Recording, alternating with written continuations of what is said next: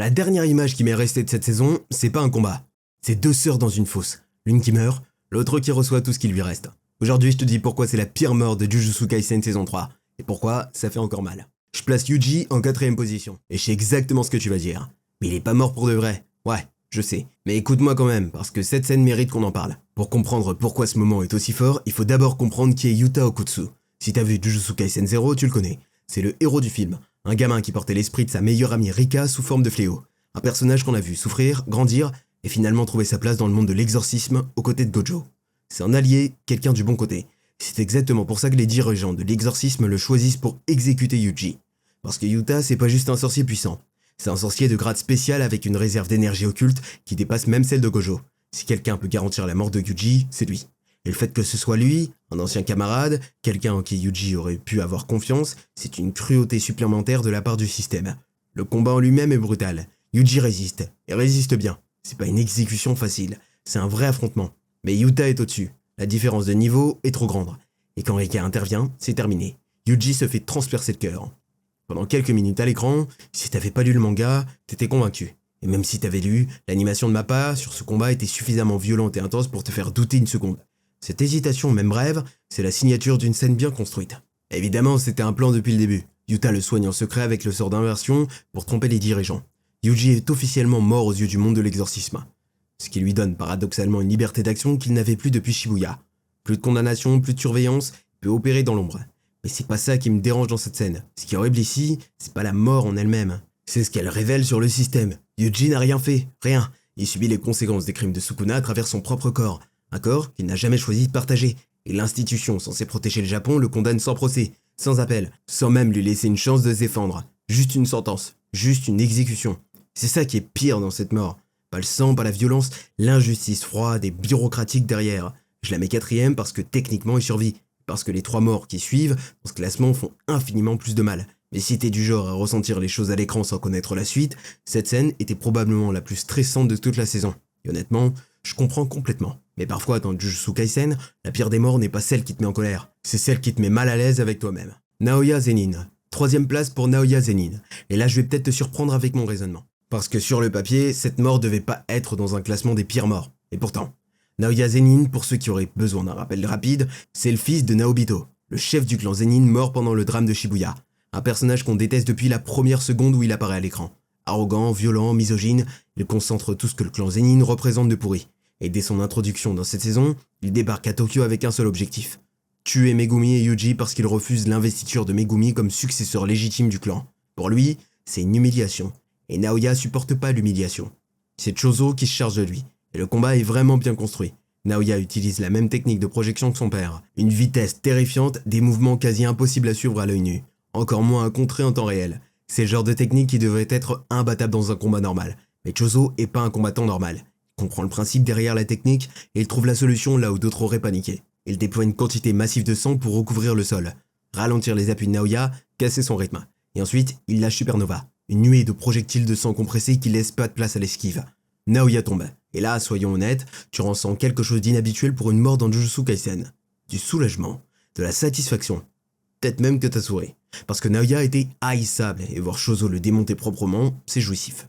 Mais Jujutsu Kaisen te laisse pas profiter de ça longtemps. Naoya revient en fléau. Son esprit vengeur est tellement chargé de haine, tellement saturé d'émotions négatives, qu'il se transforme après sa mort. C'est Maki, sa victime préférée, la femme qu'il méprisait le plus, qui se charge de l'éliminer définitivement.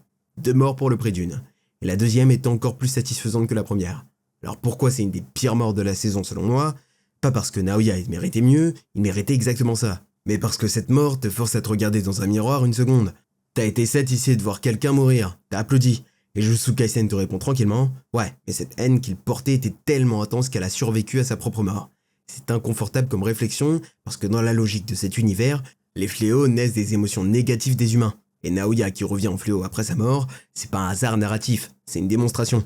La haine ne disparaît pas avec la personne qui l'a portée, elle se transforme en quelque chose d'encore plus dangereux. Jujutsu Kaisen utilise la mort de Naoya pour te rappeler une règle fondamentale de son univers, et il le fait avec un personnage que t'aimais pas. Pour que tu baisses ta garde, pour que tu profites du moment, avant de te donner cette leçon en pleine face. Je la mets 3ème parce que c'est la mort qui t'a le moins fait souffrir émotionnellement dans ce classement. Mais c'est probablement celle qui t'a le plus fait réfléchir après coup. Dans une série aussi dense que Jujutsu Kaisen, c'est pas rien. Mais il y a des morts qui font encore plus mal. Masamichi Yaga.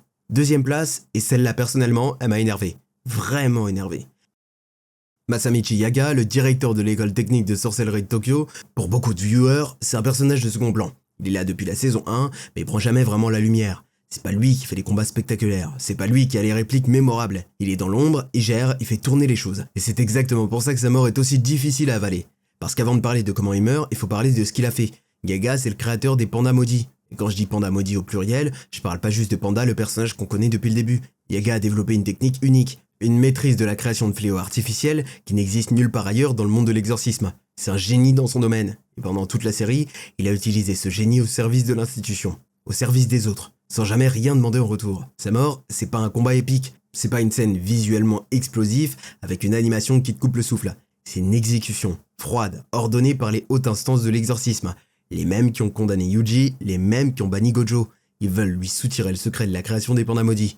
Il refuse de parler, alors il l'élimine. C'est tout, c'est aussi simple et aussi brutal que ça. Et c'est exactement ça qui me dérange le plus dans cette mort. Yaga meurt tué par son propre camp, par une institution qui l'a servi toute sa vie, sans jamais broncher, sans jamais remettre en question sa loyauté.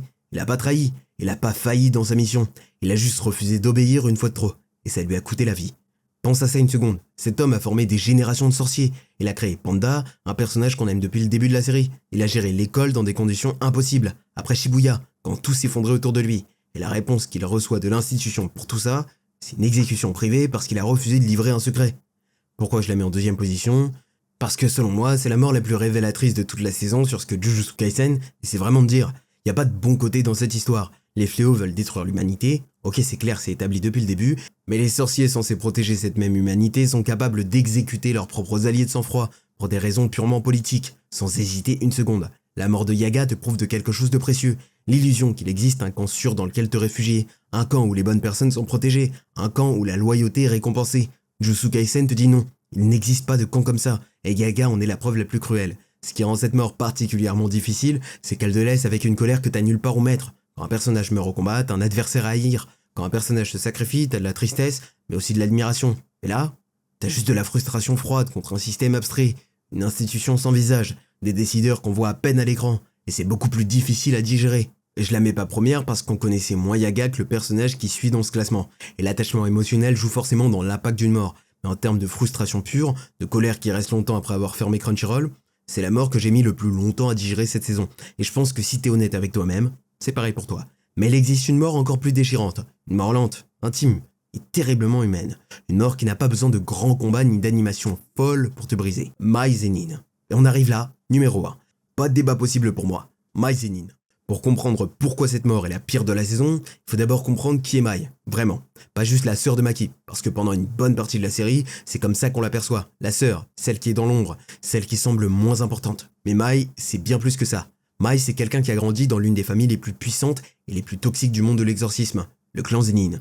Un clan où la valeur d'un individu se mesure uniquement à son niveau d'énergie occulte et à sa capacité à se battre. Et dans ce clan, Mai et Maki étaient les deux brebis galeuses. Deux filles nées avec peu ou pas d'énergie occulte, considérées comme une honte par leur propre famille. Maki a répondu à ce rejet en devenant obsessionnelle. Elle s'est entraînée jusqu'à l'extrême, elle a compensé son manque d'énergie occulte par une maîtrise technique absolue des armes maudites. Elle a décidé de prouver à tout le monde qu'ils avaient tort.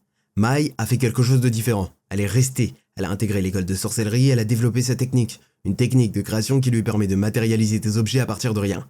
Mais chaque utilisation lui coûte quelque chose, de l'énergie, de la vitalité, physiquement ça l'épuise. Pourtant, elle continue, pas par ambition comme sa sœur, mais parce que c'est le seul monde qu'elle connaît. Mai, c'est quelqu'un qui souffrait en silence depuis le début, et t'as peut-être pas mesuré à quel point avant cette scène. La séquence commence quand Maki arrive à la résidence Zenin pour récupérer des objets maudits qui pourraient l'aider pendant la traque meurtrière. Oji, leur propre père, révèle que le coffre familial a été vidé, et la vérité éclate progressivement. Lui, Naoya et Jinichi ont tout manœuvré dans l'ombre pour évincer Megumi de sa succession et en profiter pour éliminer les deux sœurs par la même occasion. Leur propre père, qui a décidé que ses filles valaient moins que l'honneur du clan. Maki défie Ogi en duel, elle perd, et elles sont toutes les deux jetées dans une fosse à fléaux, laissées pour mortes, comme des déchets qu'on jette pour s'en débarrasser. C'est dans cette fosse que tout se joue. Mai est à l'agonie, elle le sait, son corps lâche, elle sait qu'elle ne s'en sortira pas, et elle l'accepte. Mais avant de partir, elle fait un dernier choix, un choix conscient, lucide, jusqu'au bout. Elle efface le peu d'énergie occulte que possède encore sa sœur, et en échange, elle matérialise une dernière fois, au prix de tout ce qui lui reste, une épée maudite. Son dernier cadeau à Maki. et elle demande une seule chose avant de mourir, tout détruire. Voilà pourquoi c'est la pire mort de la saison selon moi. Pas parce que c'est la plus violente, cette saison on a vu d'autres. Pas parce que c'est la plus spectaculaire, c'est même tout le contraire. 2 sœurs dans une fosse, pas de musique épique, pas d'explosion, juste 2 personnes et un dernier moment ensemble. Ce qui rend cette mort insupportable, c'est que Mai l'a choisi, pleinement. Elle aurait pu utiliser ce qui lui est resté pour essayer de survivre. Elle aurait pu se battre jusqu'au bout pour elle-même. Mais elle décide consciemment d'utiliser sa dernière énergie, sa vie, pour transformer sa sœur en quelque chose d'invincible. Pour donner à Maki ce dont elle a besoin pour continuer là où elle ne peut plus aller. Son dernier acte dit une seule chose sans le formuler. Je peux pas continuer avec toi, mais je peux te donner tout ce qu'il me reste pour que toi tu continues. Dans un anime où les morts arrivent souvent vite, dans le feu de l'action, sans qu'on ait le temps de les digérer, la mort de Mai est lente, douce, presque apaisée. Et c'est exactement pour ça qu'elle est insupportable. Parce que t'as le temps de la ressentir, t'as le temps de comprendre ce qui se passe, et tu peux rien faire. Ce qui suit, Maki qui sort de cette fosse transformée, libérée de toute énergie occulte résiduelle et donc imperméable aux techniques maudites, qui détruit littéralement tout le clan Zenin, c'est à la fois la suite logique et la réponse émotionnelle parfaite à ce moment. La mort de Mai n'est pas une fin, c'est un déclencheur. C'est le moment où Maki devient ce qu'elle était censée être depuis le début. Mais ce qui restera, au-delà du massacre du clan Zenin, au-delà de la transformation de Maki, c'est cette scène dans la fosse, entre 2 sœurs, juste avant que tout s'éteigne. Une qui part, une qui reste. Et un dernier mot. Tout détruire. C'est la meilleure écriture de cette saison, et la mort la plus difficile à regarder. Numéro 1, sans hésitation.